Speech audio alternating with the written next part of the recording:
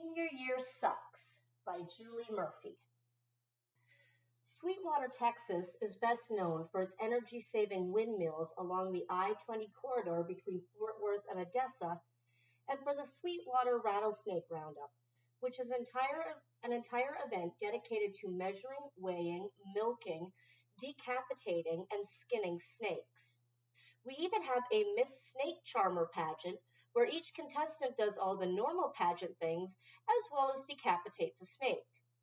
Aunt Gemma says the roundup is unnecessarily brutal, but Mama says brutality is the only way to survive a place like Sweetwater. Our little town is more than meets the eye.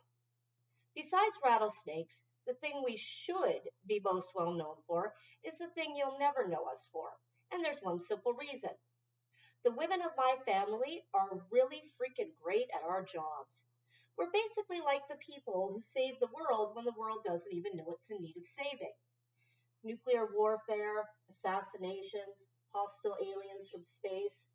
Someone out there is working in a fortified basement to save the world, while the rest of us live in blissful ignorance, tapping away on our cellular devices. The thing my family is so good at, extinguishing that the great people of Sweetwater don't even know they exist. Immortals, leeches, children of the night, vampires. Every year at the Roundup, we get a handful of protesters shouting about animal abuse and rattlesnake extinction. It's kind of a bummer if you think about it. Rattlesnakes are little beasties, sure, but it's not like they're crawling our streets by night hunting for human prey like some vampires I've met. Vampire extinction, however? Well, just like the title of Mama's favorite song says, sweet dreams are made of this, one vamp at a time. My name is Jolene Crandall, and I'm the newest vampire slayer in Sweetwater, Texas. At the age of 13, I swore to protect this crummy little town with my life. Unless vampires miraculously go extinct, I might have given the rest of my life to the cause. But nothing in my pledge said I couldn't join the cheerleading team. Watch out, Buffy. Ready? Okay, I shouted into my megaphone. Hey, hey, Mustang, spirit, spirit, spirit, let's hear it. Maybe it makes me a cliche, but there are few things I love more than cheering my ass off on a crisp November night beneath a starry Texas sky in some random town where this night, this moment, is the most important thing to happen all week. The short flippy skirts, crunching leaves beneath our feet, and non-stop movement to fend off the chill. It's a frenetic energy I wish I could bottle as a reminder on all the days when the only thing I want is to leave this place and this life. Mama always says to truly love something, you gotta hate it a little bit too. Behind me, my team falls into formation and I leave my megaphone with my pom-poms as I backpedal to take my spot at the base of the pyramid. Hey, hey, I shout again, the crowd joining in and the band sounding off as well. I stand in a lunge as Carolee, a petite white girl, steps onto my thick dimpled thighs, one cheerleader after the other, hoisting her higher and higher. I'm what some people call meaty or fat. My body isn't trim and slender like most people would expect of a slayer. I'm a stout white girl with round hips and thighs and little to no chest to speak of. I get my ass from daddy and he gets his ass from his mama. I'm the kind of limber that makes a great pyramid base, and my roundhouse kicks pack some serious heat. Turns out vampire slayers don't need to be fat or skinny or any particular thing at all, as long as they kick ass. My squad repeats the cheer over and over again until Carolee pops up into a toe touch and lands in a cradle. Go Mustangs, we shout. And it looks like that's the game, y'all, says the announcer over the loudspeakers. Another win for the Bulldogs at home. The whole crowd packed into the visitor stands in front of us begins to groan. Beside me, Peach lets out a guttural sigh. How is it that hard? She yells at the football team. How? We're out here literally attempting death-defying mid-air stunts, and y'all's one job is to run a ball across a field. That's it. Peach is my best friend, a short Korean girl with bleached blonde hair and a razor-sharp attitude. Last year, she went to the Roundup dressed as a bloodied snake and shouted about animal cruelty to anyone who would listen until the sheriff shooed her off the grounds. She's the only one who knows my family is different. just not how. I loop my arm over her shoulder. At least we're still the superior species on campus. She laughs. Yeah, no contest. Landry crosses his arms over the Mustang logo and blazes it across his red and white cheerleading uniform. Yeah.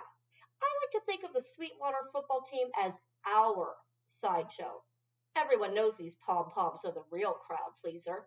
He smacks each of his butt cheeks in case there's any question which pom-poms he's referring to. Wade Thomas, a barrel-chested white guy, turns around from the football team's bench. You know we can hear you, right? He says. Good, says Peach. All y'all need is a little more real talk and a little less of people blowing sunshine up your asses. Wade flexes his bicep and winks. You kiss your mother with that mouth, Peach? Anyone but you, she pipes back. The score on the board read Visitor, 11, Home, 48. The only thing more depressing than that is watching Aunt Gemma try to make dinner out of whatever random leftovers we've accumulated from whatever takeout we've had throughout the week. That was a close one, boys, someone yells from the crowd. I roll my eyes. Close one? Why is everyone so concerned with giving boys like Wade gold stars for doing the bare minimum? You want to know what was a real close one? That drifter vamp who almost made Wade her dinner last week when he was pulling a solo shift at his dad's gas station. Big, strong Wade, who's been riding the bench for the last 2 weeks, but still has an ego the size of a tractor. Well, he had no idea how close he came to being just another sack of blood.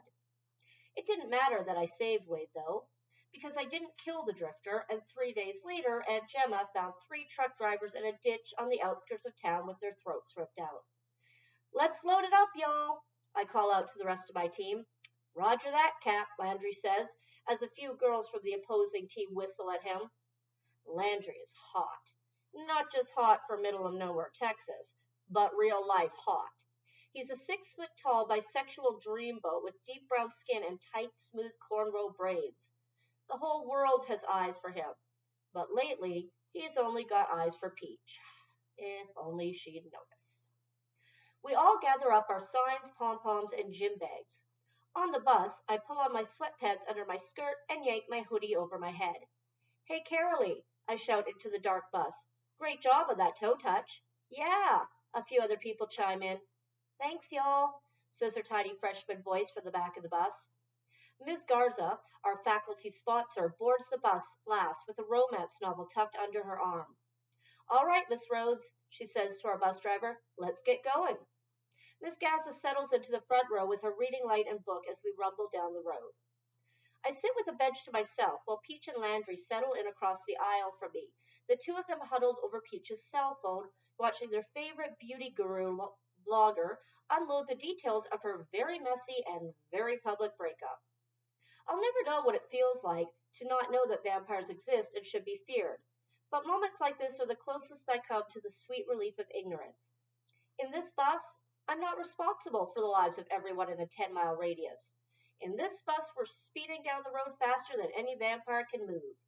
I love the safety of this bus when we're driving home late at night after another away game, and I could just let my guard down. Even if I wanted to shirk my duties back in Sweetwater, my anatomy would never allow it. Vampires set off some kind of reaction inside me, my own internal dog whistle. It's like when you know you've forgotten something, but you just don't know what it is. Or that feeling of waking up in the middle of the night and realizing you didn't write the paper that's due tomorrow. All this energy piles up inside me, and I'm not satisfied until it's released. Suddenly, every frustrating hour of training with Mama and Aunt Gemma clicks for me, and every desire and care fades away until all that's left is my one purpose, protecting Sweetwater. But here in this yellow school bus barreling down farm roads, the feeling is gone. Not a bloodsucker in sight. No one really knows who was here first, Resurrection Home for Wayward Souls or the town of Sweetwater. Or maybe the town of Sweetwater just started as a bunch of wayward souls. Either way, the rules are simple. They don't leave the ground of Resurrection Home, and my family allows them to continue using their glamour to disguise themselves as a Pentecostal youth shelter on the outskirts of town. It's not a perfect compromise, but we've made it work for more than 100 years. I'd like to think of the place as a halfway house or vampire rehab, where bloodsuckers go to learn to control themselves and drink bagged blood from private donors. The only problem with rehab is that only three kind of vampires come in and out. First, there are the well-behaved vampires who pass through Sweetwater after a successful stay at the home. Then there are the vamps on their way to the home, searching for one last living, breathing fix. And lastly, there are those who go to a resurrection home and fail, coming out worse than they went in. The bus rumbles over the gravel on the side of the road, jostling me awake, and it's only then that I realize I've been dozing in and out of sleep. The bus comes to a halt. Looks like the Sweetwater Spirit bus, says Miss Rhodes as she peers out the driver's window, pointing to the bus parked ahead with its hazards flashing. The feeling hits me like a brick wall. Adrenaline. Whatever's on that bus, it's not good. And I have a feeling that everything on it is either dead or immortal. Miss Garza stands up. Must have broken down. Maybe we could save them the trouble of sending out another bus. Miss Rose pulls the lever, the pneumatic door wheezing open into the pitch-black field alongside the road. I shoot to my feet. Wait! The whole team looks at me. This isn't the first time I've popped up in the middle of a crowd or screamed, "Stop!" or tried to cause some kind of distraction. If you ask around town, people will even tell you that Crandall women are peculiar in a special kind of way, but they wouldn't hurt a fly, supposedly. Nothing peculiar about us, except that we know more about what's happening under mortals' noses than any human should. I'll come with you. I mean, really, what's Miss Garza going to do in the face of a vampire? Throw her bodice-ripping vampire romance novel at its fangs? Yeah, I don't think so. Miss Garza waves me off. Joe, you stay on the bus. You think I'm about to let a student off this bus on the side of the road in the middle of Jesus knows where? No, ma'am. She jogs down the steps before I can get in another word. I walk to the front of the bus, hovering by the stairs. Every away game, the town sends one school bus of fans dubbed the Spirit Bus. You don't have to be a student to ride the bus. Shit, I don't even think you need to show an ID. After all, Sweetwater's the kind of place where every face is familiar.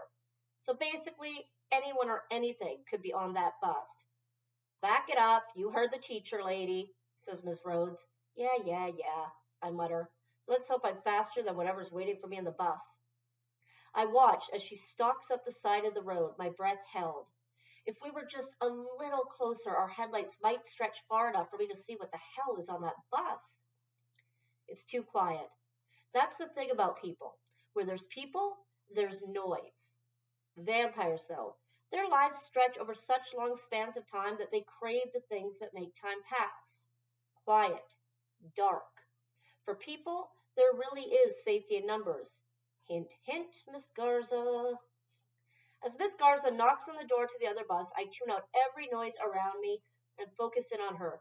Don't get on the bus, don't get on the bus, don't get on the bus. She gets on the bus. Of course she does. Come on, lady. I decide to count to 10. That's what reasonable people do. They count to 10. 1, 2, 3, 4. Fuck it. I race down the steps into the other bus, expecting to find sweet, naive Miss Garza in a puddle of her own blood, a vampire crouched over her breathless body. I barrel up the steps, and Miss Garza shrieks as I catch her off guard. Immediately, I throw my body in front of hers. I glance around, but not a drop of blood in sight. Joe, I told you to stay on the bus, she says sweetly, through gritted teeth as she elbows her way around out from behind me. I was coming to save your life, I nearly say, but then my gaze catches on the half-full bus of Mustang fans, most of them familiar faces. Oh, thank heavens, says Mr. Buford, the faculty sponsor for the Spirit Bus. Ms. Garza has invited us all to load up on the cheerleading team's bus. That includes you, Deidre, he says to the bus driver. A few whoops come from the back of the bus. The city will send a tow truck in the morning, he continues. Now, students, please triple check for your personal items. We're not doubling back for any cell phones or backpacks. Well, I feel colossally ridiculous. I can't shake the feeling, though. I eye each person on the bus, but it's too dark for me to notice if anyone is out of place. As we file onto the bus, I slide back into my seat, and with more people, we're all forced to double up. Nearly all the passengers from the other bus find seats without me having to give up my coveted half bench until Miss Garza says, "Oh, here we are. Alma, you can sit with Jolene." A tall, thin girl with light tan skin and black, silky hair woven into a fishtail braid halfway down her back sits beside me. Her skin brushes mine, and I suck in a breath, sounding off a hiss. The same glamour that protects the home from mortal eyes hides the delicate pointed fangs in her otherwise perfect smile. Another perk of the job, I'm immune to glamour. When I was a kid, there was a small church just outside town that dabbled in snake handling. You know, the kind of assholes who think it's a good idea to toss snakes back and forth to show that God will protect them from being bitten. Sure, maybe there is a God and maybe he does protect people, but I don't think there's anything in the Bible about protecting stupid. One night, Mom and Aunt Gemma went over there to scope things out, and I remember listening from the hallway as they walked in the kitchen. It felt like a nightmare, Mama said, like we were watching a whole bunch of oblivious people dance at the edge of a cliff. And that's exactly how this feels, as Miss Garcia hovers above us in the aisle and Miss Rhodes fires up the bus. "Joe, this is Alma. She's new to Sweetwater. I had her just yesterday in fourth period for the first time. Isn't that right, Alma?" "Yes, ma'am," the girl says sweetly. "Welcome to Sweetwater," I say, spitting out each syllable. "What a warm welcome," replies Alma, as Miss Garza settles in beside Mr. Buford. The moment we take off and the road noise is loud enough to drown out our voices, I turn to her. "I should kill you." She laughs. "Excuse me?" she asks. "Where are your manners?" "You heard me." She's playing coy, but she knows exactly who I am. These instincts I'm gifted with aren't a one-way street. "Discretion," she says. "Isn't that one of your Slayer pillars? I'm sure whoever you call boss would be just delighted to hear you slaughtered one of my kind in a yellow school bus full of mortals. You're from the home, I deduce, leaving or going. And how do you know I'm not some passerby? Maybe I'm just slowly draining my way to LA. I scoff. "Yeah, on board a Sweetwater High Spirit bus?" She huffs, throwing herself against the back of our seat in a way that is so completely human and familiar that it's unsettling. This thing used to be a person, and my stomach clenches with guilt as I wonder about the person she might have been. Or maybe I just miss being among the living. Maybe I just want to be a normal teenage girl for a night, she says, her voice girlish. The silence between us dangles there for a moment before I let out a nervous laugh. She doesn't make me nervous. Why would I be nervous? I've never been made nervous by a vampire. But then again, I don't think I've shared more than 5 words with a vampire. And definitely not one so lovely. I shake my head. A lovely vampire. Yeah, right. She looks at me with piercing clarity. Wow. Her voice is breathless and her expression falters a little. You really think we're all bloodthirsty monsters? Not all of us are crashing through towns like a bunch of pubescent boys on the internet without parental controls. You need human blood to live, don't you? Yes. The end. Besides, you're in clear violation of the home's agreement. You need food to live, right? But you're not out here plowing through every grocery store in sight. You eat meals. You have prepared food. Feeding doesn't have to be a frenzy. Her voice is intoxicating, delectable even, but I still have to sit on my hands to stop myself from punching her.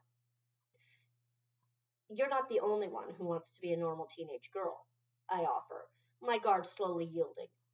Besides, it's not like I could kill her in front of all these people. Is that how the big, scary Slayer ended up in a tiny little skirt as captain of the cheerleading team? She just wanted to be a normal girl? How do you know I'm captain? I can smell dominance, she says. Seriously? Admittedly, there are plenty of things I don't know about vampires. She lets out a melodious laugh, tipping her head back and exposing her long neck, clad with a plastic tattoo choker, like those you might find at the mall. I remember stealing a package of them from Claire's when Peach and I were on a field trip to Dallas in middle school. Not in the literal sense, she says, but you seem like the kind of girl who's either in charge or not participating at all. Ouch, I say with a genuine laugh. A little too real. Besides, your sweatshirt says captain. I look down at the cursive embroidery above my heart. Touché. Her hands settle in her lap as she closes her eyes, leaving herself completely exposed. I feel like a behavioral scientist, and this is my one chance to truly know my subject. A fleeting moment. Can I ask you a question? What if I say no? I'll ask anyway. Of course you will, she says. How old are you really? She smiles, her eyes still closed. What if I told you I was hundreds, no, thousands of years old? That would make for a good story, wouldn't it? You didn't really answer the question. Her smile melts. My body is forever 17. However, I'm 18 and 184 days old. Pretty anticlimactic, huh? Meh. A vampire is a vampire is a vampire. A slayer is a slayer is a slayer. The disgust in her voice is palpable. Hey, I'm still alive, I remind her. It's not like I woke up one day and decided to become a vampire. My humanity was violently stolen from me. I'm continuing on the only way I know how. Her voice is sweet, innocent. That's enough to silence me for a moment. I didn't have much of a choice in my own fate either, you know. And it's true. As much as I hate to admit it, Alma and I share this one thing in common. You don't seem too disappointed by it. She reaches over, and my whole body tenses in defense as I grip her forearm, preparing to snap it in half. Stand down, kitty, just opening the window. My hold loosens, and she pushes the lever on the window, a gust of November wind funneling in, and the stale bus immediately dissolving. Alma breathes in deeply through her nose. A fallen piece of hair from my ponytail dances in front of my face, and Alma takes a bobby twin tucked inside her braid. In one seamless motion, she smooths my hair back, twirling it briefly with her finger, and slides the pin into place. So tell me, sweet Slayer, if you're so committed to your destiny, why are you wasting your time on the cheerleading team? I touch my hair where her hand just was, and it takes me a long moment to gather the words I'm looking for. I'll always be a Slayer, until the day I die. But I'll only ever have these 4 years of high school. I answered your question. My turn now. You never answered me. Resurrection home for wayward souls. Are you going or coming? She sighs. Being a maker is kind of like being a parent. Anyone can do it, but not everyone should. You could say that the last year has been a learning experience. I heard about the home and figured maybe I'd find what I was looking for there. And then she closes her eyes and shakes her head like she knows that whatever she's about to say is so ridiculous. And then I saw your school, and I couldn't remember what it felt like to just be a teenager. I got distracted. But don't worry your pretty little head, Slayer. Next stop, Resurrection Home. No pit stops, Girl Scouts honor. She holds 3 fingers up, pledging. The bus begins to slow as we roll back into town. Since we stopped to pick up the passengers from the Spirit bus, the football team is long gone, and we're the last group to get dropped off at the school, where a few stray cars sit, spread throughout the parking lot. No stops, I tell Alma, before I can think twice about letting her go. I better not see you again. She winks before darting off the bus. No stops. Alma is gone before I can even check to see which way she went, so that I can be sure no one accidentally crosses paths with her. I sit perched on the hood of my car, waiting for everyone to slowly trickle out, until Miss Rose drives off to return the bus to the bus yard. Miss Garza tells me to head home, but it's Peach and Landry who stick around the longest. Finally, after we've rehashed the highlights of the night, Landry digs out his car keys and offers Peach a ride. Peach studies me for a moment before making me pinky swear that I'll text her when I get home. One day I'll give her the answer she deserves. But for now, I appreciate her treating me like a normal girl who should be cautious of men at night and other things that go bump in the dark. After they leave, I wait a few more minutes for any sign of Alma before pulling my keys out of my backpack and unlocking my car. I shouldn't have let her go. All I can think about is those 3 bodies Mama and Aunt Gemma found. If I'd just been faster or stronger than the vamp who almost took out Wade, 3 more people would be alive. With my back to the dark parking lot, wind tickles my neck, and I whip around to find Alma less than an inch from me. Loose wisps of hair blow across her face, brushing my cheeks. In one swift motion, I grip her neck with one hand and spin her around, pinning her to my cherry red Dodge Neon. I told you to go back to the academy. No stops. I yank her forward and slam her body against the car door once more for emphasis, then reach through the open driver's side window for the stake I always keep in the side of my door. I don't respond well to authority, she hisses, and calmly grabs my wrist. I see the vampire in her now. It's in her stance and the way her whole body is ready for a fight. She runs her tongue over her fangs. Besides, I have a proposition for you. I press the pointed end of the stake to the spot just above her rib cage, the spot I know so well. I don't negotiate with vampires. She swallows, and her throat rolls over the palm of my hand. Give me senior year. All I want is the senior year I never had.